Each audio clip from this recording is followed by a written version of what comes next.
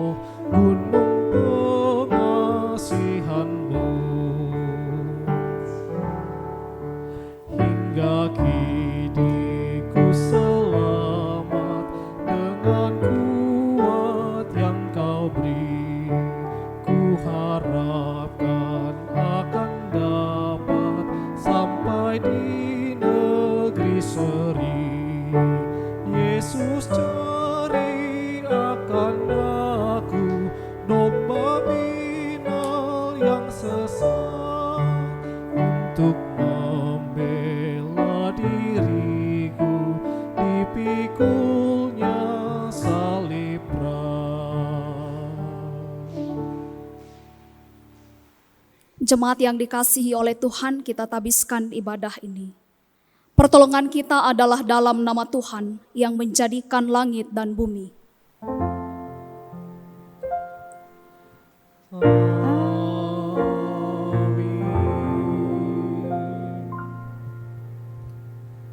Dengarkanlah nas yang membimbing ibadah kita pada saat ini dari Yudas pasal 1 ayat 20 yang menyatakan, akan tetapi kamu, saudara-saudaraku yang kekasih, bangunlah dirimu sendiri di atas dasar imanmu yang paling suci dan berdoalah dalam Roh Kudus. Terimalah salam, Tuhan menyertai rohmu, kasih karunia-Nya menyertai kamu. Dan menyertaimu juga.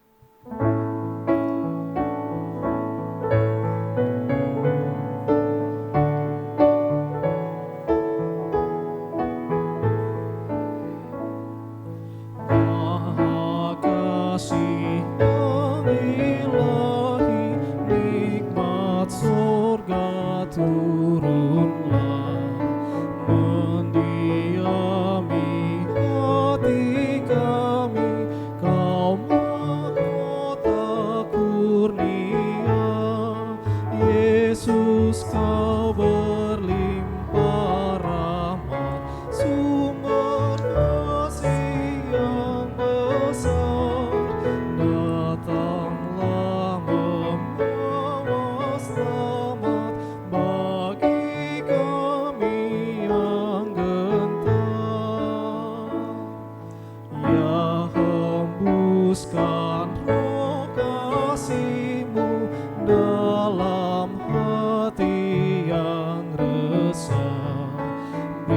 sejahtera janji-Mu agar kami warisnya. Yesus Alfa dan Omega, nafsu dosa jauhkanlah, diri kami beri merdeka dalam Dikau selamanya. Ya Bapa Maha Kuasa, kami bersyukur atas pertolongan-Mu yang kami terima dalam kehidupan selama sepekan yang lalu. Terima kasih untuk kemujuran, kekuatan, dan kesehatan yang Tuhan berikan. Memulai kehidupan kami di pekan yang baru ini, kami datang untuk beribadah, bersujud sembah dan memuji nama-Mu. Layakkan kami dan berkenanlah atas ibadah, sembah sujud dan pujian yang kami panjatkan kepadamu. Kami pun sadar dan mengakui segala dosa dan kejahatan kami, baik yang tampak dalam sikap dan laku kami, maupun yang tersembunyi di pikiran dan hati kami. Berilah kami pengampunan dan damai sejahtera ya Bapa, serta baharuilah hidup kami oleh Roh Kudus-Mu. Sebab hanya oleh rahmat-Mu ya Bapa, dan dengan memandang kepada Yesus Kristus, kami bersyukur atas kasih setia dan pengampunan-Mu yang nyata dalam hidup kami sampai hari ini.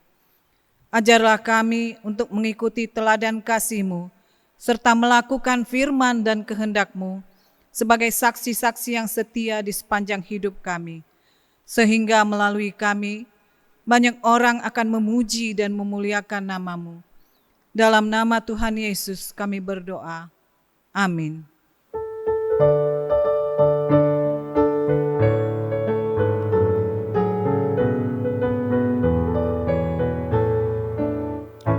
Kurasakan nyala api dalam hatiku, diberikan oleh Yesus Tuhanku. Kuasa darah penebus menyucikan jiwaku, bahagia memenuhi hidupku. Api Roh Kudus ubah jiwaku, bercahaya di dalam hidupku. Haleluya, bergema bagi Yesus Rajaku. Ku rasakan api Roh di hatiku. Ku rasakan nyala api dalam hatiku. Ku selamat oleh kuasa Tuhanku. Nyala kasih yang besar, kuasa iblis pun hanya. Aku selamat oleh kuasa Tuhanku. Api Roh Kudus ubah jiwaku, bercahaya di dalam hidupku. Haleluya, bergema bagi Yesus Rajaku. Ku rasakan api Roh di hatiku. Jemaat yang dikasihi oleh Tuhan, tibalah saatnya untuk kita membaca dan merenungkan kebenaran firman Allah. Sebelum kita membaca dan merenungkannya, marilah kita tundukkan kepala, kita satu di dalam doa. Mari berdoa. Ya Roh Kudus, bimbinglah kami dalam membaca dan merenungkan kebenaran firman-Mu. Kami menyadari seringkali ya Bapa, kami hanya mendengar dan berlalu begitu saja. Karena itu kami mohon, bimbinglah kami dan biarlah hati kami boleh terbuka menjadi seperti tanah yang subur. Benih firman Tuhan ditaburkan dan benih itu bertumbuh, berbuah dalam pikiran, perasaan, terlebih perkataan dan perbuatan kami. Dalam nama Tuhan Yesus, firman yang hidup, kami berdoa. Amin. Umat Tuhan, marilah berdiri untuk mendengarkan firman Tuhan. Haleluya. Haleluya, haleluya, pujilah Tuhanmu haleluya. Nyanyi dan soraklah, agungkan namanya, pujilah Tuhanmu selamanya, haleluya. Pembacaan Alkitab dari Yoel 2 ayat 28 sampai 29 yang menyatakan, kemudian daripada itu akan terjadi bahwa aku akan mencurahkan rohku ke atas semua manusia. Maka anakmu laki-laki dan perempuan akan bernubuat. Orang-orangmu yang tua akan mendapat mimpi. Teruna-terunamu akan mendapat penglihatan-penglihatan. Juga ke atas hamba-hambamu laki-laki dan perempuan akan kucurahkan rohku pada hari-hari itu. Demikian firman Tuhan. Hendaklah firman Tuhan dengan segala kekayaannya diam di dalam hatimu dan ucaplah syukur kepada Allah.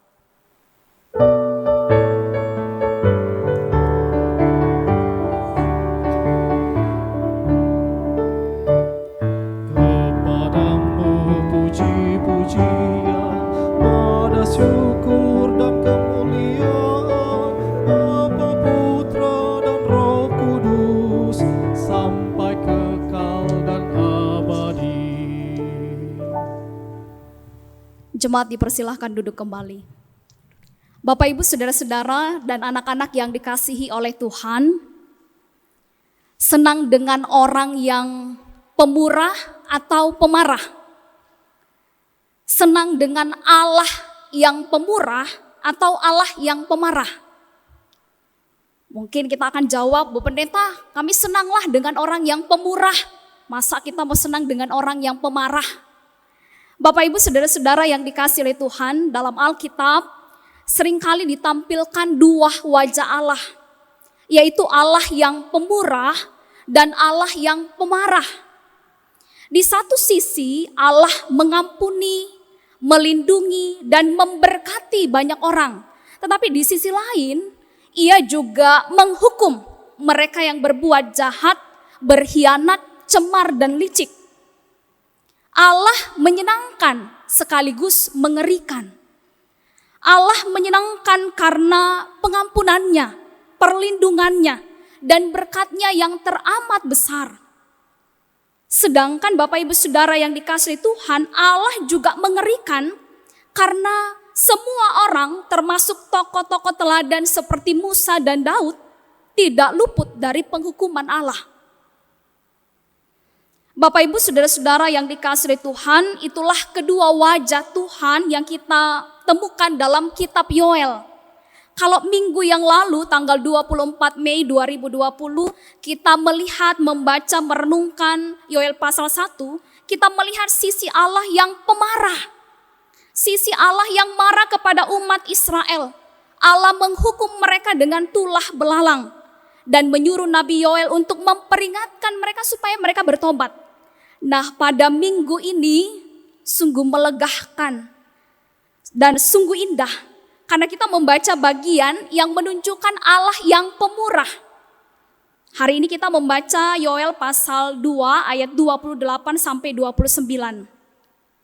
Bapak, Ibu, saudara-saudara yang dikasihi Tuhan, pada bagian ini Yoel memberitakan bahwa pada hari Tuhan Allah akan mencurahkan rohnya atas semua orang. Baik itu laki-laki, baik itu perempuan, tua, muda, bahkan kepada hamba-hamba laki-laki dan perempuan. Ada dua pertanyaan penting untuk kita renungkan dan pelajari dari teks ini. Yang pertama, apa maksudnya dengan hari Tuhan? Yang kedua, siapa itu roh Tuhan? Dan apa yang terjadi ketika roh Tuhan dicurahkan? Nah, Bapak, Ibu, saudara-saudara yang dikasihi Tuhan, pertama, hari Tuhan adalah tema utama dari kitab Yoel. Salah satu tema utama dari kitab Yoel. Kata hari Tuhan ini disebut beberapa kali dalam kitab ini. Saudara-saudara bisa membaca pasal 1 ayat 15, pasal 2 ayat 1, dan seterusnya.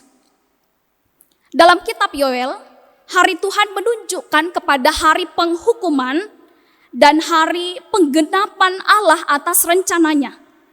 Jadi baik itu penghakiman maupun keselamatan bagi umatnya itu dinyatakan dalam hari Tuhan. Akhir dari kehendak Allah akan digenapi dalam penghakiman terakhir yang ditandai dengan kedatangan Yesus Kristus yang kedua kali. Hari di mana keadilan dan kesucian Allah dinyatakan. Jadi hari Tuhan dipahami sebagai hari di mana Allah menghukum umatnya dan bangsa-bangsa yang berbuat melawan kehendaknya. Bapak Ibu saudara-saudara yang dikasihi Tuhan, lalu yang berikut pertanyaannya, siapa itu roh Tuhan? Pertama-tama kita harus lihat kata aslinya. Kalau kita belajar dari bahasa Yunani, kata roh digunakan kata pneuma. Dalam bahasa Ibrani dipakai kata ruah, yang artinya udara yang bergerak. Udara yang bergerak ini bisa seperti topan, bisa juga angin sepoi-sepoi.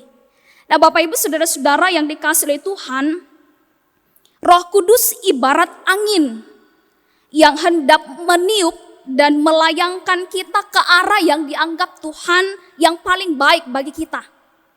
Jadi Roh Kudus adalah Allah. Allah adalah Roh. Roh Kudus keluar dari Allah dan dari Yesus.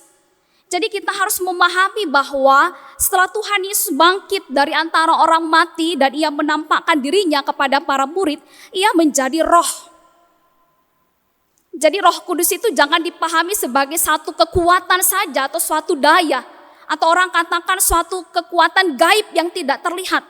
Karena roh adalah satu pribadi. Nah Bapak Ibu saudara-saudara yang dikasihi Tuhan, lalu apa yang terjadi ketika Roh Kudus dicurahkan? Pertama-tama mari kita lihat bahwa turunnya Roh Kudus ke dalam diri seseorang tidak hanya dinubuatkan dan dirindukan oleh Nabi Yoel. Sebelum zaman Nabi Yoel, jauh sebelum itu yaitu zaman Musa, Musa merindukan hal yang sama. Kita bisa lihat itu dalam Bilangan pasal 11. Di situ digambarkan Musa memohon kepada Tuhan kalau bisa orang-orang menjadi nabi. Kalau bisa Tuhan memberi rohnya kepada orang-orang Israel yang bersama-sama dengan dia. Jadi dalam Bilangan pasal 11 kita melihat bahwa Musa mengalami hal yang tidak menyenangkan. Kenapa? Hal yang tidak menyenangkan itu karena beban tugas yang berat. Ia memimpin bangsa Israel dan rasanya ingin mati saja karena begitu beratnya tugas yang ia rasakan. Bayangkan seorang pemimpin, Bapak Ibu Saudara yang dikasihi Tuhan, memimpin bangsa yang tegar tengkuk seperti bangsa Israel yang terus berkali-kali melawan Tuhan.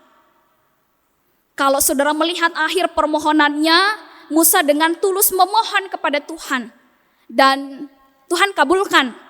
Dalam ayat yang ke-17, Tuhan Allah berfirman, Tuhan katakan, maka aku akan turun dan berbicara dengan engkau di sana. Lalu sebagian roh yang hinggap padamu itu akan kuambil dan kutaruh atas mereka.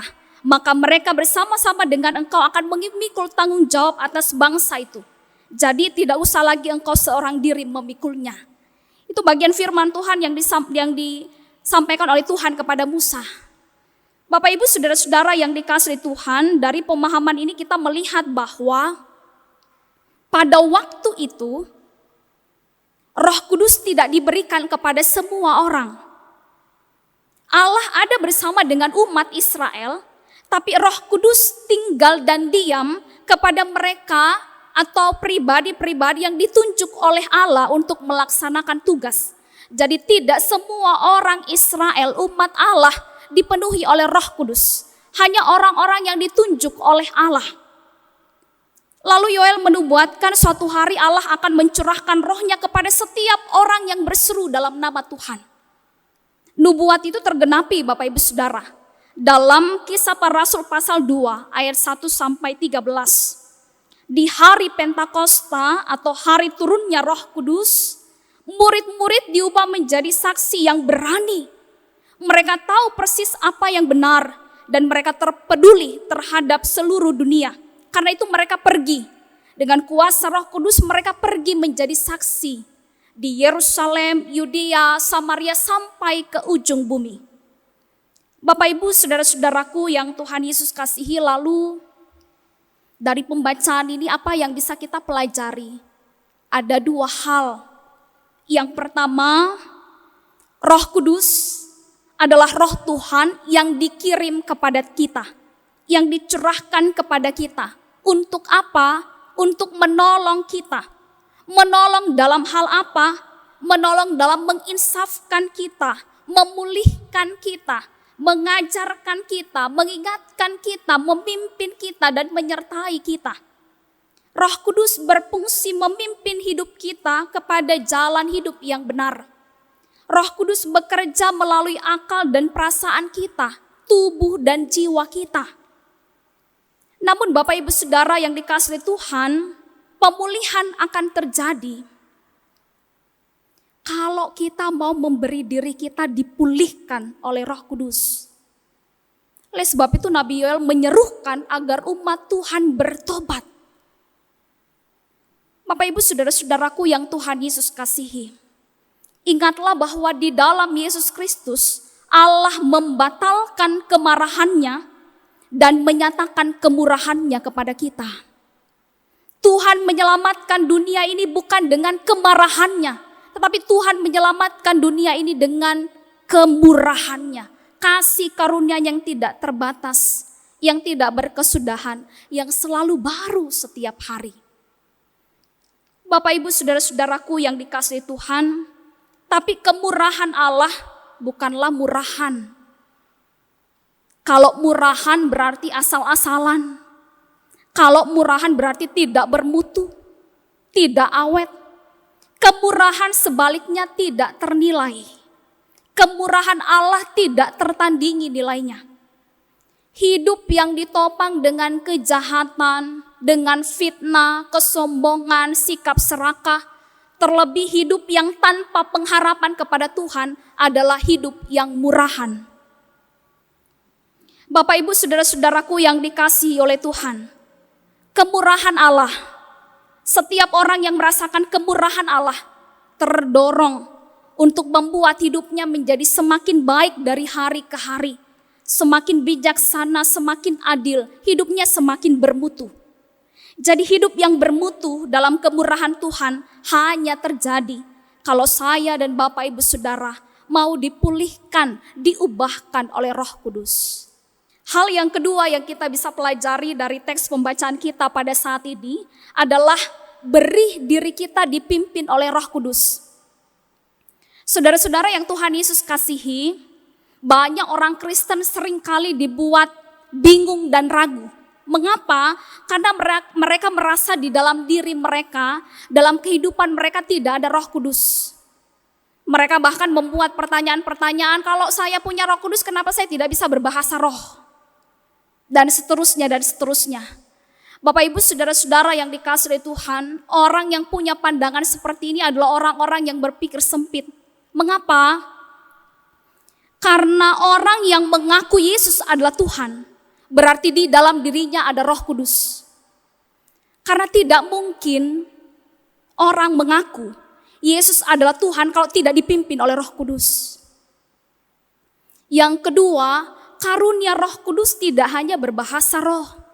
Karunia Roh Kudus ada begitu banyak.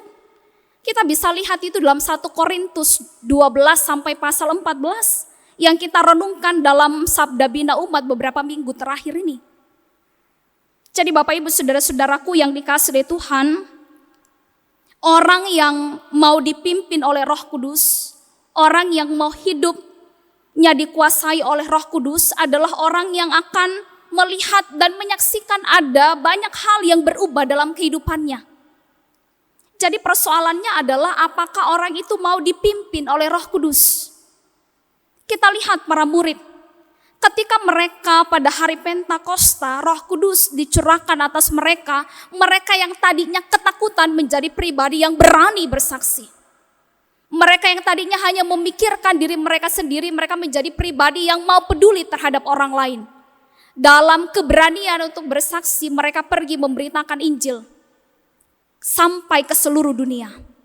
Jadi Bapak Ibu Saudara-saudaraku yang Tuhan Yesus kasihi, hidup dalam roh dan dipimpin oleh Roh Kudus akan mengubah sikap dan semangat kita.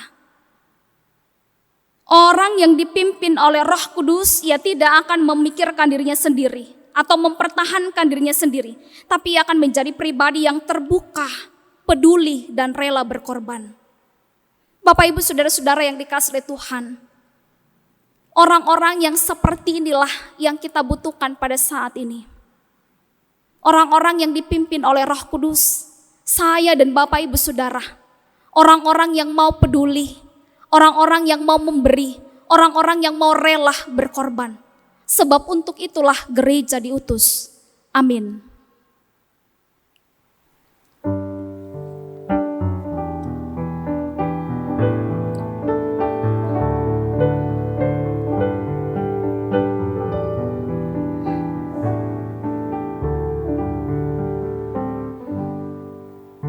Roh Kudus tetap teguh, Kau pemimpin umat-Mu. Tuntun kami yang lemah lewat gurun dunia. Jiwa yang letih lesu mendengar panggilan-Mu. Hai musafir, ikutlah ke negeri sejahtera.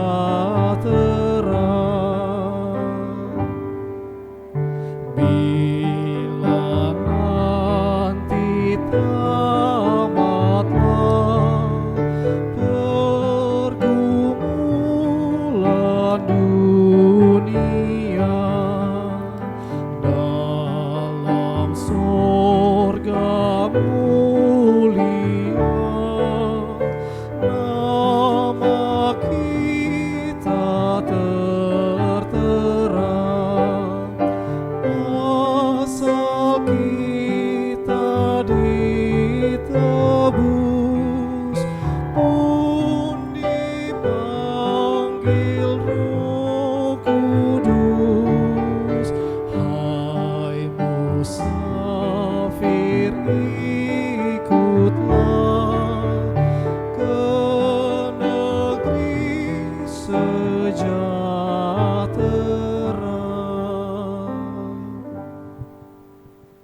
Jemaat yang dikasihi oleh Tuhan, marilah berdiri untuk mengaku iman menurut pengakuan iman rasuli.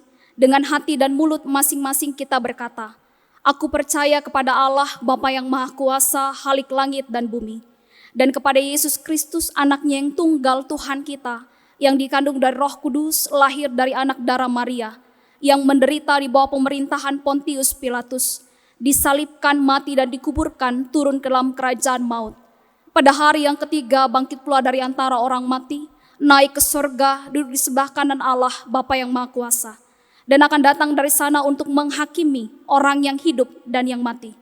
Aku percaya kepada Roh Kudus, gereja yang kudus dan am, persekutuan orang kudus, pengampunan dosa, kebangkitan daging dan hidup yang kekal. Silahkan duduk kembali. Jemaat yang dikasihi oleh Tuhan, mari kita satukan hati kita, mari berdoa. Kita berdoa.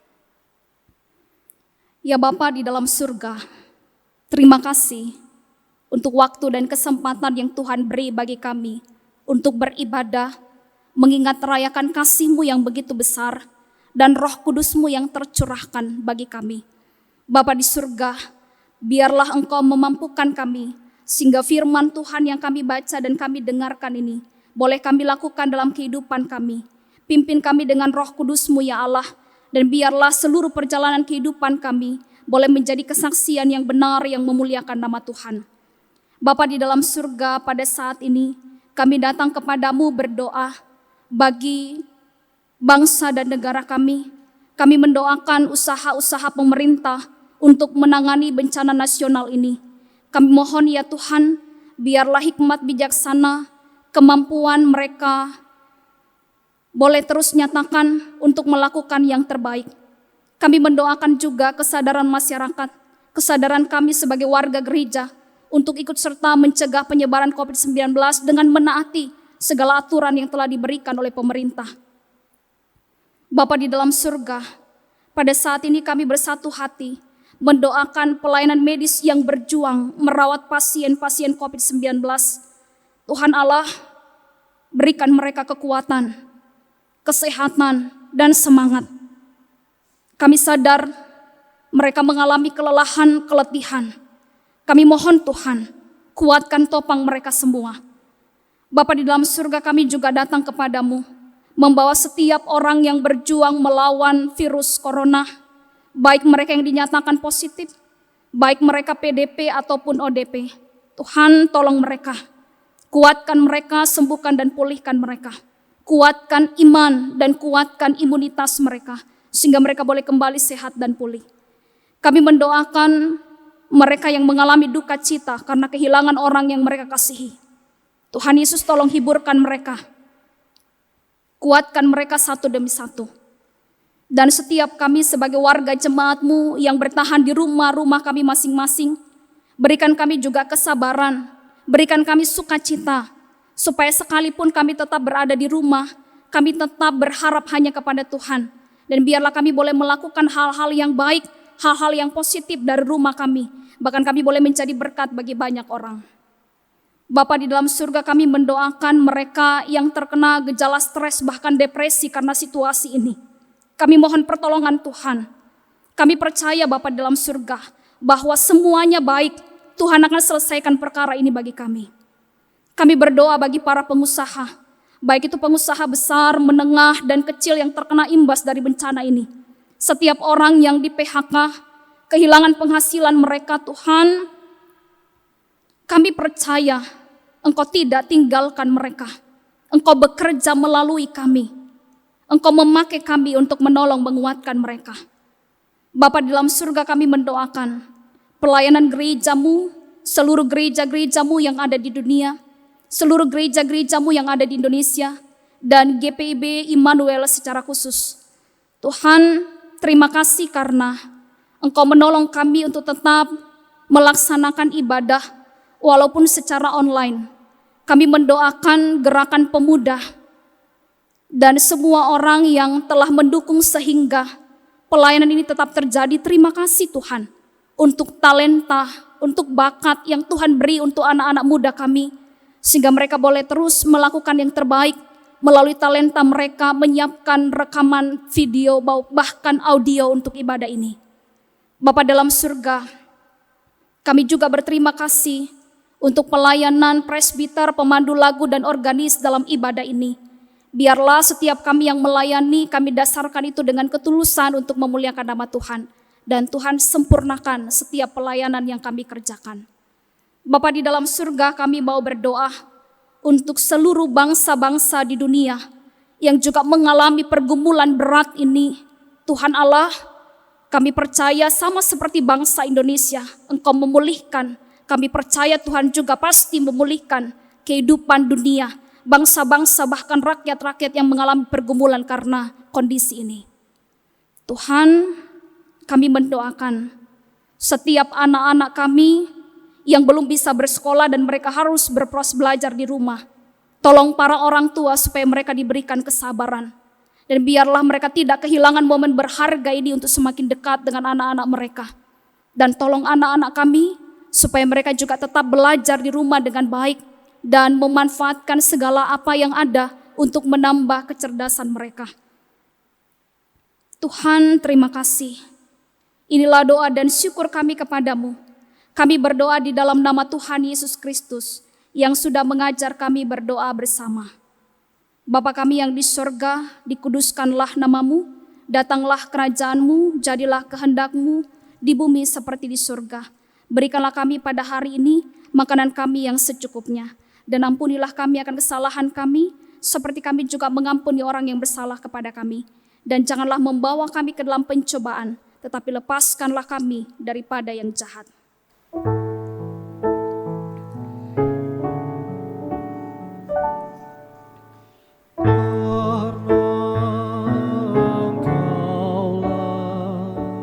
yang mempunyai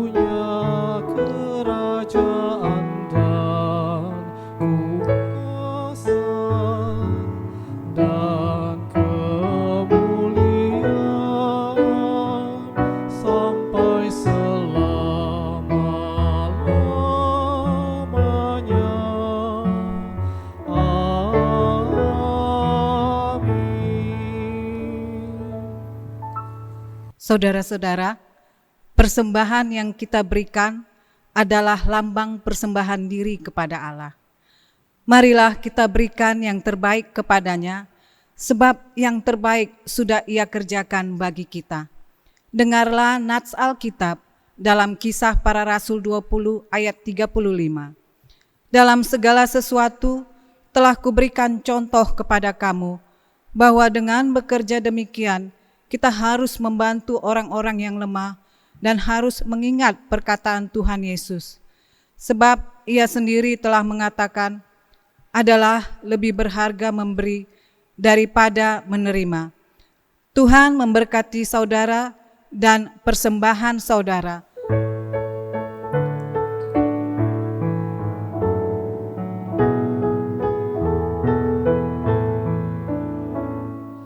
Hujan berkat kan tercurah,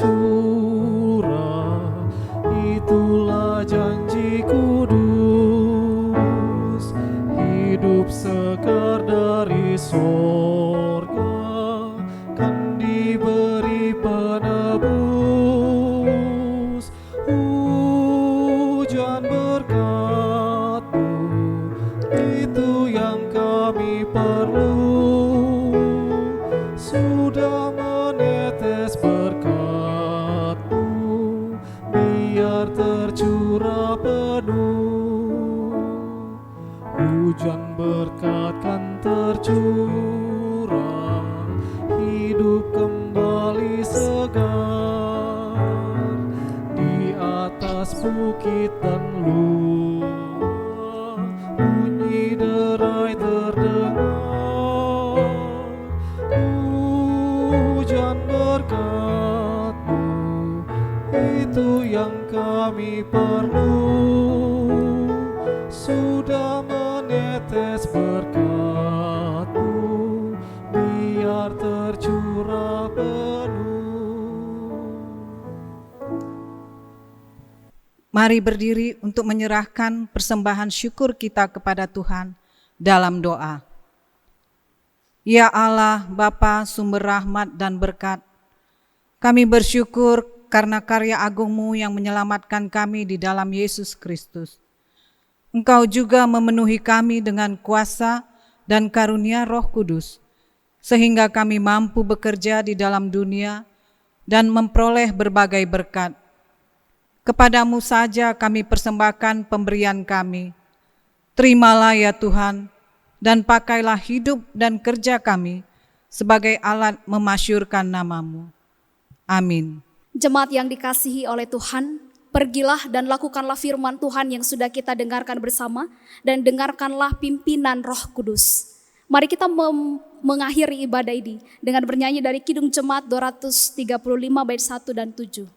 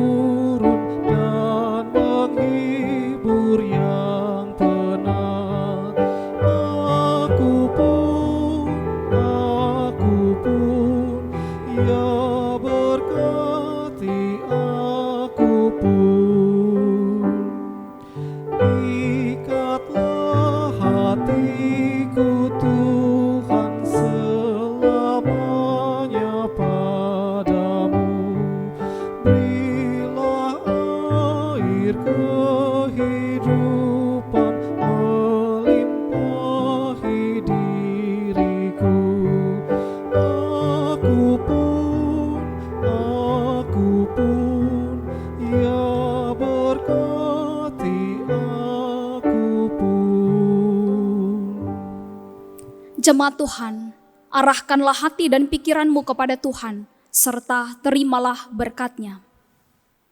Allah memberkati engkau dan melindungi engkau. Allah menyinari engkau dengan wajah-Nya dan memberi engkau kasih karunia. Allah menghadapkan wajah-Nya kepadamu dan memberi engkau damai sejahtera.